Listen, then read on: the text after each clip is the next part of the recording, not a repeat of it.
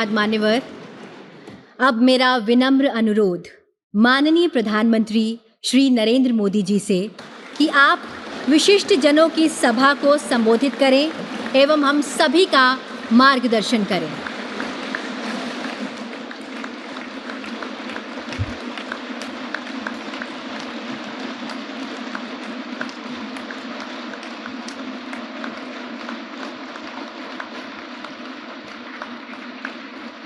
आदरणीय उपराष्ट्रपति जी,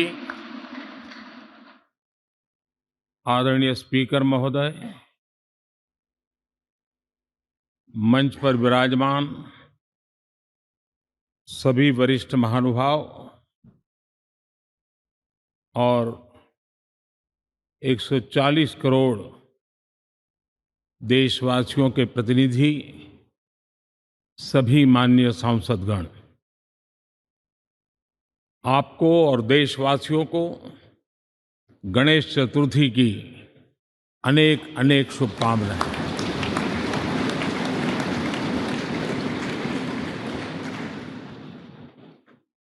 आज नए संसद भवन में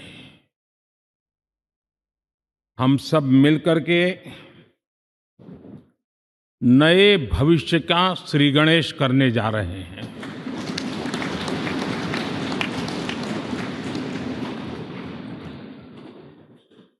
आज हम यहाँ विकसित भारत का संकल्प दोहराना, फिर एक बार संकल्पबद्ध होना और उसको परिपूर्ण करने के लिए जी जान से जुटने के इरादे से नए भवन की तरफ प्रस्थान कर रहे हैं।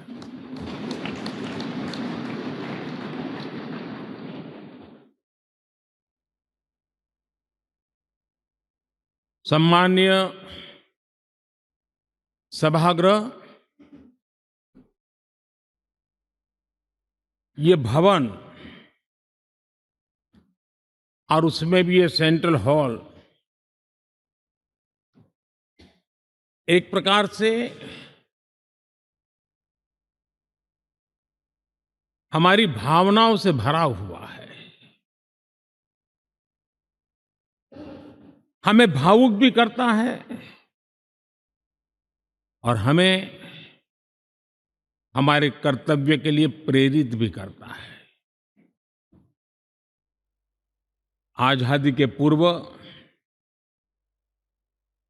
ये खंड एक प्रकार से लाइब्रेरी के रूप में इस्तेमाल होता था, लेकिन बाद में संविधान सभा की बैठक यहाँ शुरू हुई और उन संविधान सभा की बैठकों के द्वारा गहन चर्चा विचारणा कर करके हमारा संविधान यहीं पर आकार लिया। यहीं पर 1947 में अंग्रेजी हुकूमत ने सत्ता हस्तांतरण किया, उस प्रक्रिया का भी साक्षी हमारा ये सेंट्रल हॉल है। इसी सेंट्रल हॉल में भारत के तिरंगे को अपनाया गया, हमारे राष्ट्रगान को अपनाया गया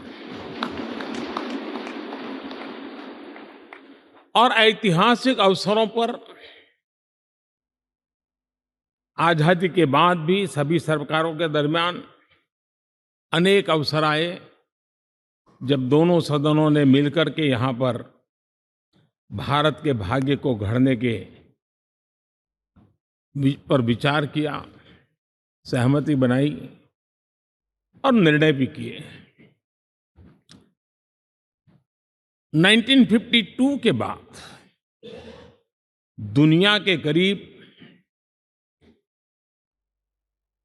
41 राष्ट्राध्यक्षों ने इस सेंट्रल हॉल में हमारे सभी माननीय सांसदों को संबोधित किया है।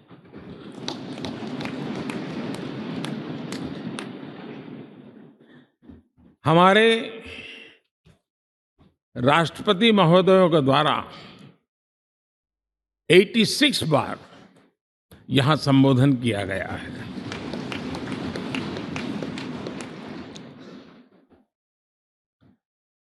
बीते 7 दशकों में जो भी साथी इन जिम्मेवारियों से गुजरे हैं, जिम्मेवारियों को संभाली है, अनेक कानूनों, अनेक संशोधन और अनेक सुधारों का हिस्सा रहे हैं। अभी तक लोकसभा और राज्यसभा ने मिलकर करीब करीब 4000 से अधिक कानून पास किए हैं।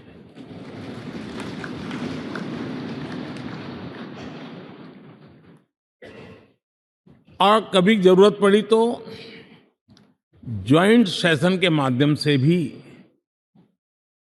कानून पारित करने की दिशा में रणनीति बनानी पड़ी और उसके तहत भी दहेज रोकथाम कानून हो, बैंकिंग सर्विस कमीशन बिल हो, आतंक से लड़ने के लिए कानून हो, ये संयुक्त सत्र में पास किए गए हैं, इसी गृह में पास किए गए। इसी संसद में मुस्लिम बहन बेटियों को न्याय की जो प्रतीक्षा थी, शाहबानो केस के कारण कुछ गाड़ी उल्टी पार्टी पर चढ़ गई थी। इसी सदन ने हमारी उस गलतियों को ठीक किया और 3 तलाक विरुद्ध कानून हम सब ने मिलकर के पारित किया।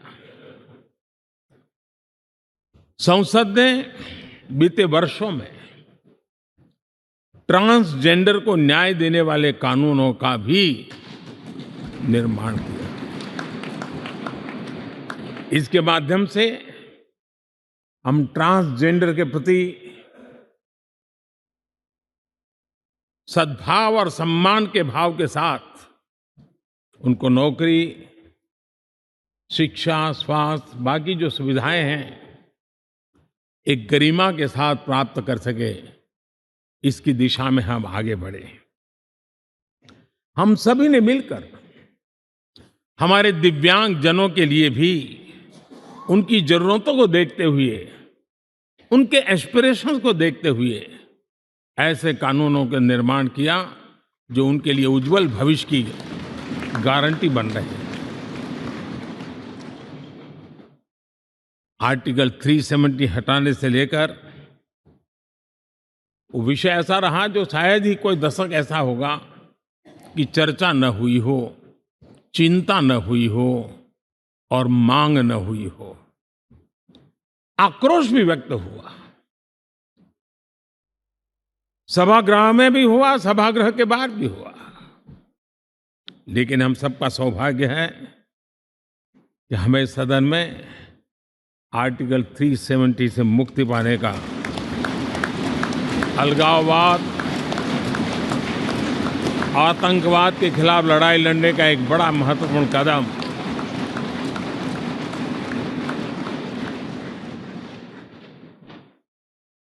और इस महत्वपूर्ण काम में माननीय सांसदों की, संसद की बहुत बड़ी भूमिका है।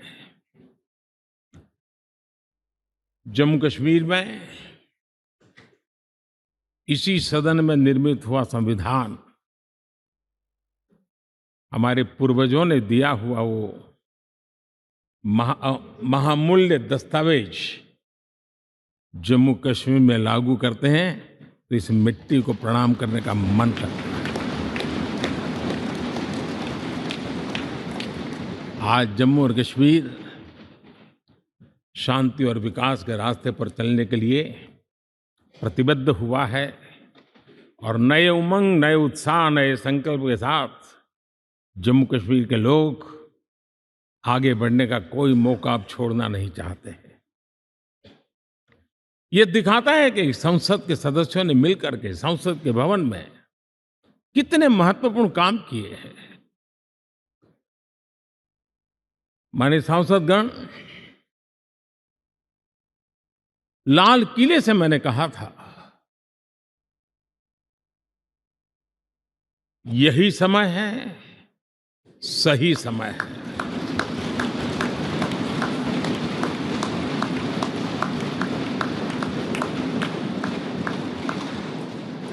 एक के बाद एक घटनाओं की तरफ हम नजर करेंगे। हर घटना इस बात का गवाह दे रही है कि आज भारत एक नई चेतना के साथ पुनर्जागृत हो चुका है।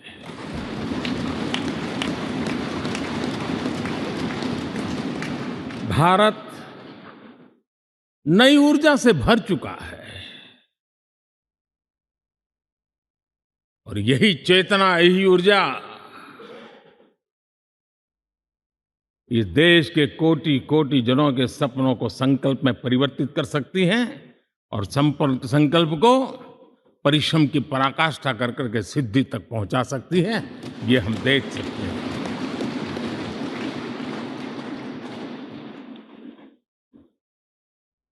और मेरा विश्वास है,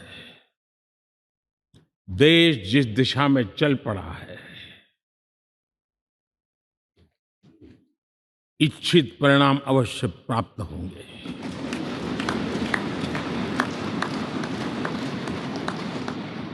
हम गति जितनी तेज करेंगे, परिणाम उतने जल्दी मिलेंगे।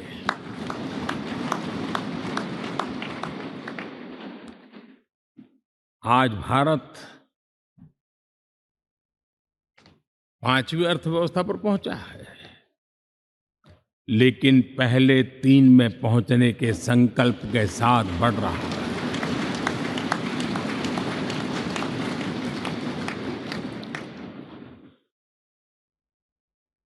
और मैं जिस स्थान पर बैठा हूं, जो जानकारियां प्राप्त होती है, उसके आधार पर विश्व के गणमान्य लोगों से बातचीत करता हूं, उसके आधार पर मैं बड़े विश्वास से कह रहा हूं, हम में से कुछ लोगों की निराशा हो सकती है, लेकिन दुनिया आश्वस्त है कि भारत टॉप 3 में पहुंच के रहेगा।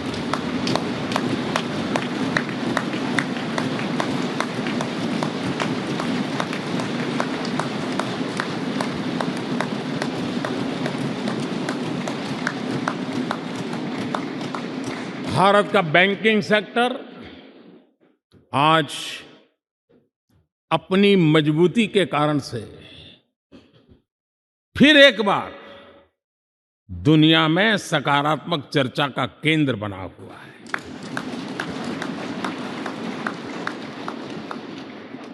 भारत का गवर्नेंस का मॉडल, यूपीआई, डिजिटल स्टैक, मैं इस G20 में भी देख रहा था, मैंने बाली में भी देखा। टेक्नोलॉजी की दुनिया को लेकर के भारत का नौजवान जिस प्रकार से आगे बढ़ रहा है, पूरे विश्व के लिए कौतुक भी है, आकर्षण भी है और स्वीकृति भी है।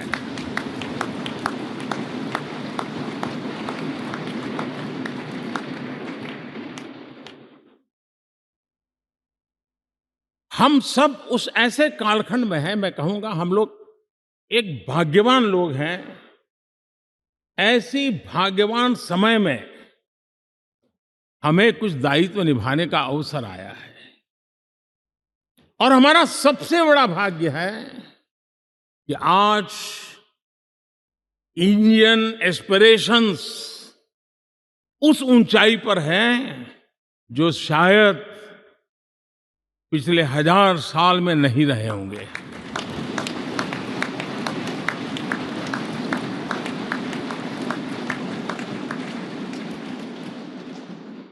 गुलामी के जंजीरों ने उसके एस्पिरेशंस को दबोच के रखा था।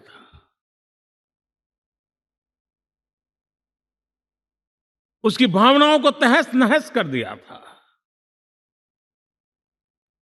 आजाद भारत में अपने सपने संजो रहा था, चुनौतियों से जूझ रहा था,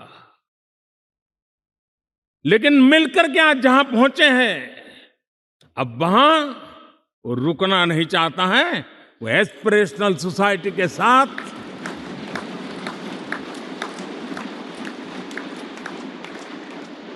नए लक्ष्य गढ़ना चाहता है।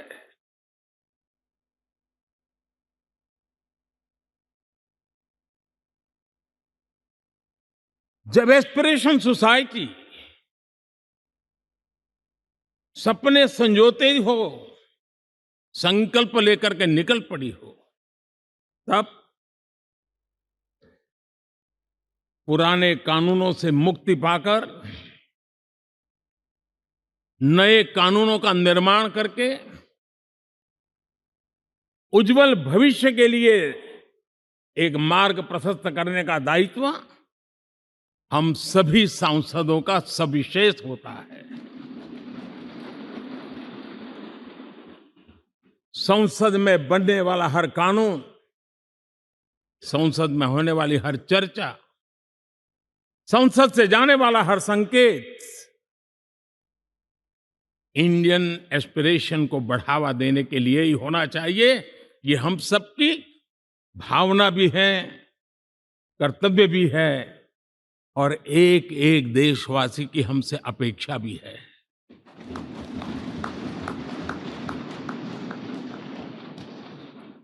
हम जो भी रिफॉर्म करें, उसके मूल में इंडियन एस्पिरेशन सबसे सर्वोच्च पद पर होना चाहिए, प्राथमिकता पर होना चाहिए।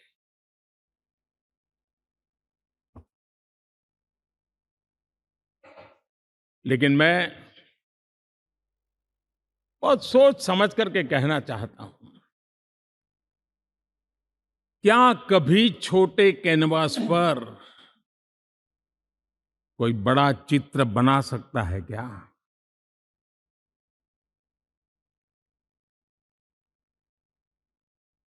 जैसे छोटे कैनवास पर बड़ा चित्र नहीं बन सकता, वैसे हम भी अगर हमारे सोचने के कैनवास को बड़ा नहीं कर सकते, तो भव्य भारत का चित्र भी हम नहीं अंकित कर सकते।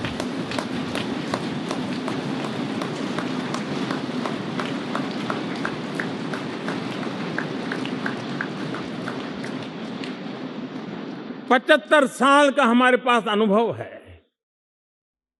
हमारे पूर्वजों ने जो कुछ भी रास्ते बनाए, उससे हमने सीखा है। हमारे पास एक बहुत बड़ी विरासत है। इस विरासत के साथ अगर हमारे सपने, हमारे संकल्प जुड़ जाए, हमारा सोचने का दायरा बदल जाए, हमारा कैनवास बड़ा हो जाए, तो हम भी उस भव्य भारत के चित्र को अंकित कर सकते हैं, उस तस्वीर का खाका खींच सकते हैं, उसमें रंग भरने का काम हम भी कर सकते हैं और आने वाली पीढ़ी को वो भव्य दिव्य मां भारती के हम उनको सुपुर्द कर सकते हैं। दोस्तों, अमृतकाल के 25 वर्षों में भारत को अब बड़े कैनवास पर काम करना ही होगा। अब हमारे लिए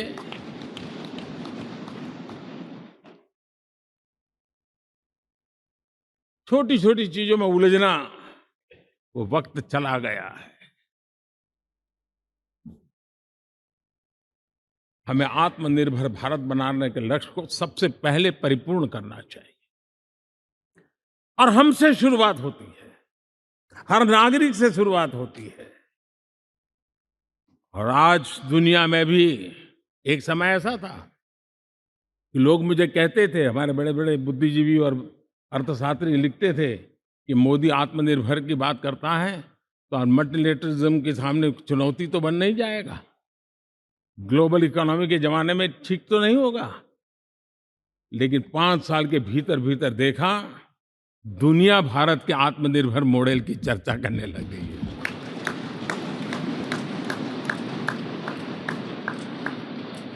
और कौन हिंदुस्तानी नहीं चाहेगा कि डिफेंस सेक्टर में आत्मनिर्भर हो, एनर्जी सेक्टर में हम आत्मनिर्भर हो, एडिबल ऑयल, क्या इस देश को आत्मनिर्भर नहीं होना चाहिए? कृषि प्रधान देश हम कहते हैं, खाने का तेल क्या अब देश बाहर से लाएगा? बहुत समय की मांग है कि हमें आत्मनिर्भर भारत को संकल्प को पूरा करना, ये हम सबका दायित्व है। उसमें दल आड़े नहीं आते हैं, सिर्फ दिल चाहिए, देश के लिए चाहिए।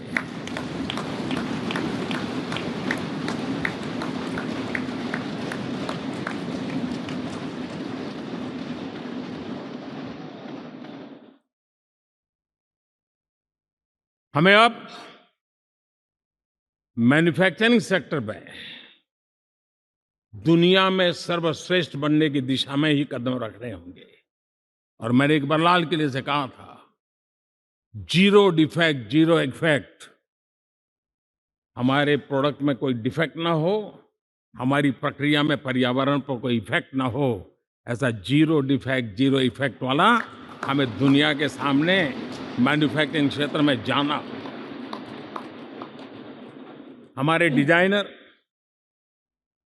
हमारे यहाँ निर्माण हो रही डिजाइन्स, हमारे सॉफ्टवेयर, हमारे एग्रीकल्चर प्रोडक्ट्स, हमारे हस्तशिल्प, हर क्षेत्र में अब हमें वैश्विक मापदंडों को पार करने के इरादे से ही चलना चाहिए, तब जाकर के विश्व के अंदर हम अपना झंडा फहरा सकते हैं।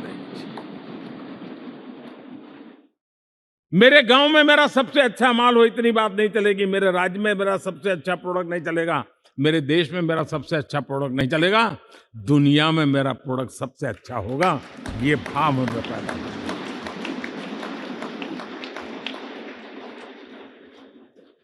हमारी यूनिवर्सिटीज दुनिया के अंदर टॉप रैंकिंग में आए, अब इसमें हमें पीछे नहीं रहना है।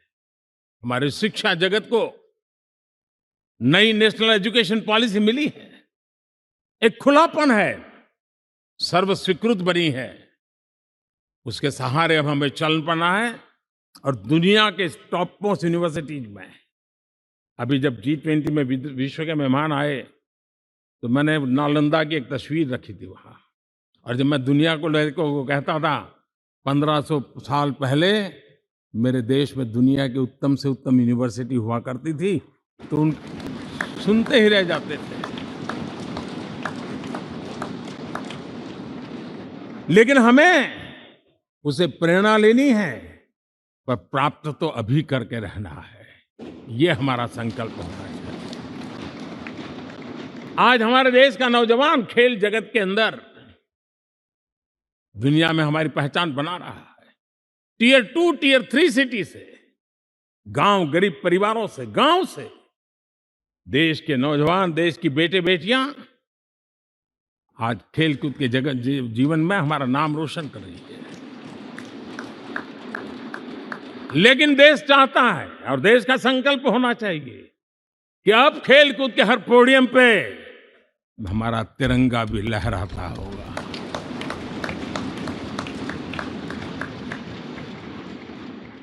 हमें अब पूरा हमारा दिमाग क्वालिटी पर फोकस करना ही होगा, ताकि हम विश्व की आशा अपेक्षाओं के अनुकूल और भारत के सामान्य मानव के जीवन में भी क्वालिटी ऑफ लाइफ के प्रति जो एस्पिरेशन बढ़ा है, उसको हम एड्रेस कर पाए।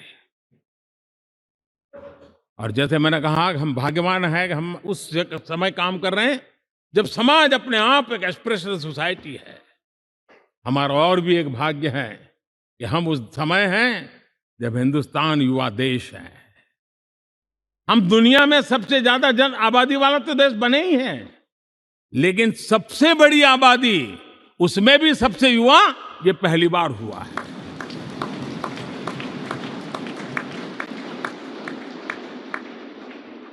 जिस देश के पास ये युवा शक्ति हो, युवा सामर्थ्य हो, तब हमें उसकी टैलेंट पे भरोसा है। हमें उसकी संकल्प शक्ति पे भरोसा है, उसकी साहस में हमें भरोसा है। और इसलिए हम चाहते हैं कि दुनिया में भारत का युवा अग्रिम पंक्ति में नजर आना चाहिए। वो स्थिति पैदा होनी चाहिए। आज पूरी दुनिया को स्किल्ड मैन पावर की बहुत बड़ी जरूरत है और भारत विश्व की इस आवश्यकता की पूर्ति के लिए अपने आप को सज्ज कर सकता है और उन आवश्यकताओं को पूरी कर करके दुनिया में अपनी एक जगह भी बना सकता है। और इसलिए विश्व में उनकी आवश्यकता के लिए किस प्रकार के मैन पावर की जरूरत है, किस प्रकार के उनको ह्यूमन रिसोर्स की जरूरत है, उस स्किल मैपिंग का काम भी चल रहा है और उस स्किल मैपिंग के अनुसार भारत के अंदर स्किल डेवलपमेंट की तरफ हम बल दे रहे हैं। और जितना ज्यादा हम स्किल डेवलपमेंट पर बल देंगे, भारत के नौजवानों का सामर्थ्य विश्व में अपना डंका बजाने में कोई कमी नहीं रखेगा। और हिंदुस्तानी जहां गया है उसने अच्छाई की छाप छोड़ी है, कुछ कर गुजरने की छाप छोड़ी है। ये सामर्थ्य हमारे अंदर पहले से पड़ा हुआ है और हमारे पहले जो लोग गए हैं उन्होंने इससे छवि भी बना के रखी हुई है। आपने देखा होगा पिछले दिनों करीब 150 नर्सिंग कॉलेज एक साथ खोलने का निर्णय किया। पूरे दुनिया में बहुत बड़ी रिक्वायरमेंट है नर्सिंग की। हमारी बहन, हमारी बेटियां, हमारे बेटे उस क्षेत्र में दुनिया में पहुंच सकते हैं, आसानी से पहुंच सकते हैं। पूरे विश्व की जरूरत है और ये तो मानवता का काम है जिसमें हम पीछे नहीं रहेंगे। आज मेडिकल कॉलेजेस का इतना व्यापक रूप से निर्माण, देश की आवश्यकता तो पूरी करनी ही करनी है, दुनिया की आवश्यकताओं में भी योगदान दे सकते हैं। कहने का तात्पर्य यही है, हर छोटी चीज पर बारीकी से ध्यान देते हुए, उस पर अपना ध्यान केंद्रित करते हुए हमें आगे बढ़ना है। हमें भविष्य के लिए सही समय पर सही फैसले भी लेने होते हैं। हम फैसलों को टाल नहीं सकते। हम राजनीतिक लाभ नुकसान के गणा भाग के अंदर अपने आप को बंधी नहीं बना सकते हैं। हमें तो देश के एस्पिरेशन के लिए हिम्मत के साथ नए निर्णय करने होते हैं। आज सोलर पावर के सफल मूवमेंट्स हमारी भावी पीढ़ी के लिए एनर्जी क्राइसिस से मुक्ति की गारंटी दे रहा है।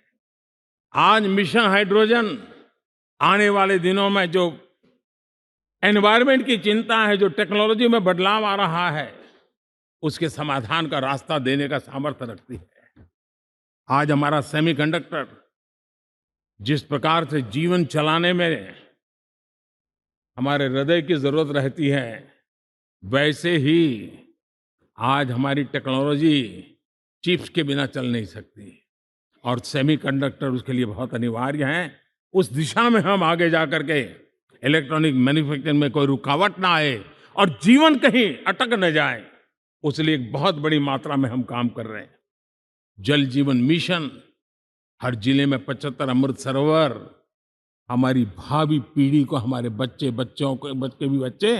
उनको कभी पानी के बिना तरसना न पड़े, इसकी चिंता हम आज कर रहे हैं। विश्व के बाजार में हमारा हर व्यापार कारोबार पहुंचे, कॉम्पिटिटिव ताकत के साथ खड़ा रहे, लॉजिस्टिक सिस्टम को और अधिक कम खर्च वाला बनाना, एफिशिएंट बनाना, उस दिशा में हम बहुत नीतियां लेकर के चल रहे हैं। आज समय की मांग है कि भारत का एक ऐसा भारत का हम निर्माण करें।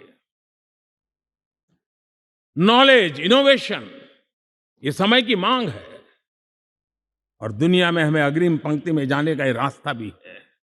और इसलिए पिछले हमने समय नेशनल एजुकेशन पॉलिसी के साथ साथ टेक्नोलॉजी के बढ़ावे के लिए हमने रिसर्च और इनोवेशन का एक कानून भी पारित किया है, ताकि हमारे देश के नौजवानों को इस इनोवेशन के और चंद्रयान 3 की सफलता के बाद देश के नौजवानों के मन में विज्ञान की तरफ आकर्षण बढ़ रहा है।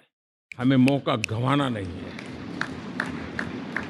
हमारी युवा पीढ़ी को हमने रिसर्च और इनोवेशन के लिए पूरे अवसर देने हैं और इस इकोसिस्टम को बनाने के लिए हमने एक उज्जवल भविष्य के निर्माण की नींव रखी है।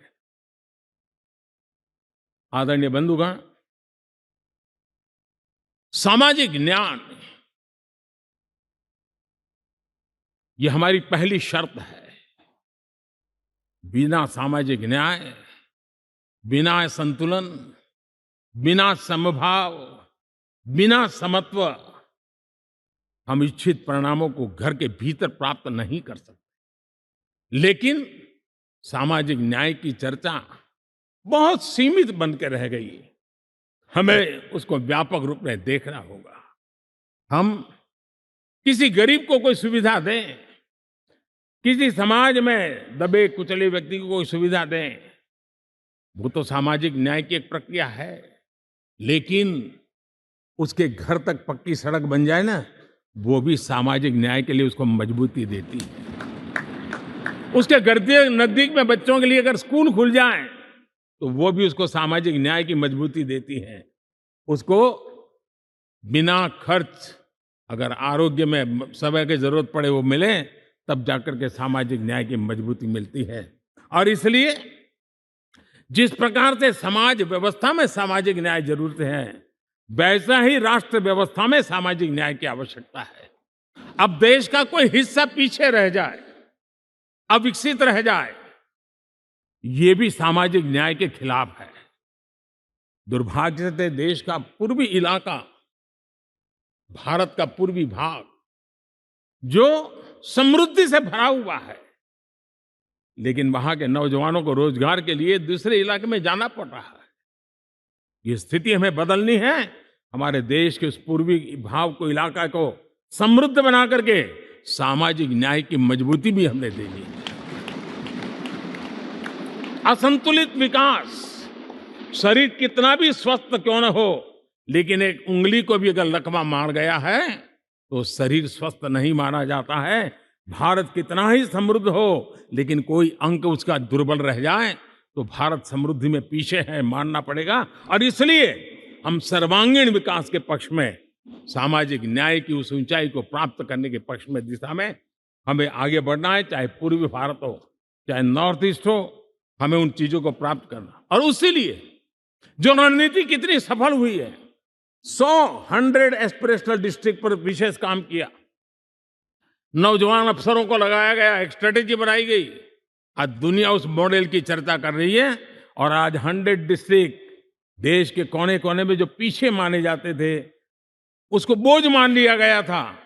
आज स्थिति ये बनी है कि वो 100 डिस्ट्रिक्ट अपने अपने राज्य में लीड कर रहे हैं, राज्य की एवरेज से भी ऊपर जा रहे हैं। और इस सफलता को देख करके, सामाजिक न्याय की इस भावना को मजबूत करते हुए 100 डिस्ट्रिक्ट में से आगे बढ़ करके अब जमीनी स्तर पर ले जाने के लिए 500 ब्लॉक तक उनको एस्पिरेशनल डिस्ट्रिक्ट ब्लॉक के नाते आइडेंटिफाई करके उसको मजबूती करने देने का काम चल रहा है। और मुझे विश्वास है ये एस्पिरेशनल ब्लॉक्स है, वो एक विकास का नया मॉडल बनने वाले हैं। वो एक प्रकार से देश के विकास के एक नए ऊर्जा केंद्र बनने की संभावना रखते हैं और उस दिशा में भी हम आगे बढ़ रहे हैं। माननीय सांसदगण, आज विश्व की नजर भारत पर है। शीत युद्ध के समय हमारी पहचान कूटनिरपेक्ष देश के रूप में रही। उस समय की जो जरूरत थी, उसके जो लाभ होने थे, उस समय से हम गुजरे हैं। लेकिन अब भारत का स्थान कुछ और बना है और इसलिए उस समय कूटनिरपेक्ष की अवस्था आवश्यक होगी। आज हम उस नीति को लेकर के चल रहे हैं, जिस नीति को अगर हमें पहचानना है तो विश्व मित्र के रूप में हम आगे बढ़ रहे हैं। हम दुनिया से मित्रता कर रहे हैं, दुनिया हमारे में मित्र खोज रही है। ये शायद विश्व में एक भारत ने और दूरी नहीं, हो सके उतनी निकटता, उस रास्ते पर चल करके भी हम अपने विश्व मित्र के रूप में भाव आज सफलतापूर्वक आगे बढ़ा रहे हैं और मुझे लगता है कि इसका लाभ आज भारत को हो रहा है। भारत आज दुनिया के लिए एक स्टेबल सप्लाई चेन के रूप में उभर रहा है और आज विश्व की ये जरूरत है और उस आवश्यकता की पूर्ति करने का काम G20 में भारत ग्लोबल साउथ के आवाज बनकर के उभरा है। ये बीज G20 समिट में जो बीज बोया गया है, मेरे देशवासी आने वाले समय देखेंगे कि वो ऐसा वटवृक्ष बनने वाला है, ऐसा वटवृक्ष बनने वाला है, विश्वास का ऐसा वटवृक्ष बनने वाला है जिसकी साया में आने वाली पीढ़ियां सदियों तक एक गर्व के साथ अपना सीना तान करके खड़ी रहेगी, ये मुझे विश्वास है।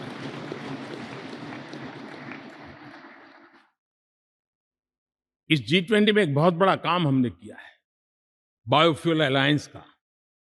हम विश्व के नेतृत्व करते रहे, दिशा दे रहे हैं और विश्व को बायोफ्यूल अलायंस में दुनिया के सभी देश देखते ही देखते उसकी सदस्यता ले रहे थे और एक बहुत बड़ा आंदोलन खड़ा होने जा रहा है और जिसका नेतृत्व ये हमारा भारत कर रहा है। छोटे छोटे महाद्वीप, उनके साथ भी आर्थिक कॉरिडोर बनाने की दिशा में हमने बड़ी मजबूती के साथ कदम उठाए हैं। आदरणीय बंधुगण, आदरणीय उपराष्ट्रपति जी, आदरणीय स्पीकर महोदय, आज हम यहां से विदाई लेकर के नए भवन में जा रहे हैं, संसद के नए भवन में बैठने वाले हैं और ये शुभ है, गणेश चतुर्थी के दिन बैठ रहे हैं।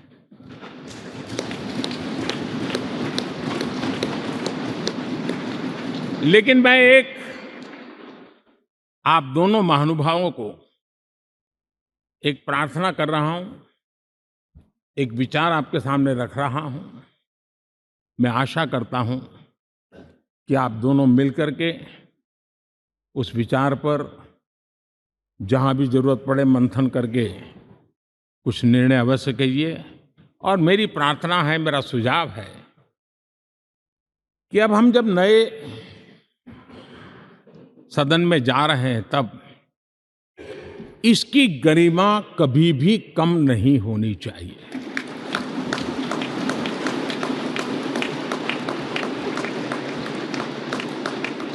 इसे सिर्फ पुरानी पार्लियामेंट कह करके छोड़ दें, ऐसा नहीं होना चाहिए।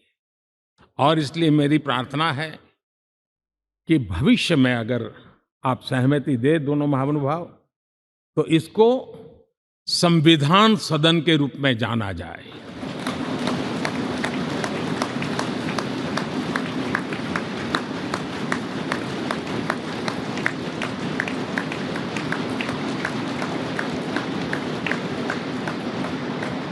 ताकि ये हमेशा हमारे रक्षा के लिए हमारी जीवन प्रेरणा बनी रहेगी। और जब संविधान सदन कहेंगे तब उन महापुरुषों का याद भी उसके साथ जुड़ जाएगी जो कभी संविधान सभा में यहाँ बैठा करते थे, गणमान्य महापुरुष बैठा करते थे। और इसलिए भावी पीढ़ी को ये तोहफा भी देने का अवसर हमें जाने नहीं देना चाहिए। मैं फिर एक बार इस पवित्र भूमि को प्रणाम करता हूं।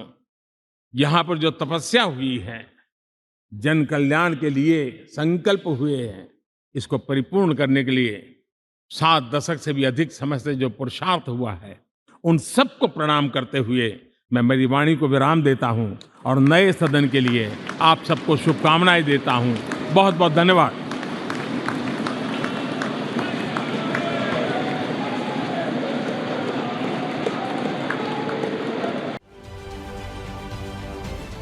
महाराष्ट्रातील सर्व बातम्यांचे विश्वासार्ह व्यासपीठ, सकाळच्या सर्व सोशल मीडिया प्लॅटफॉर्मला लाईक, फॉलो आणि सबस्क्राईब करा। तसंच सर्व नोटिफिकेशनसाठी बेल आयकॉन प्रेस करायला विसरू नका।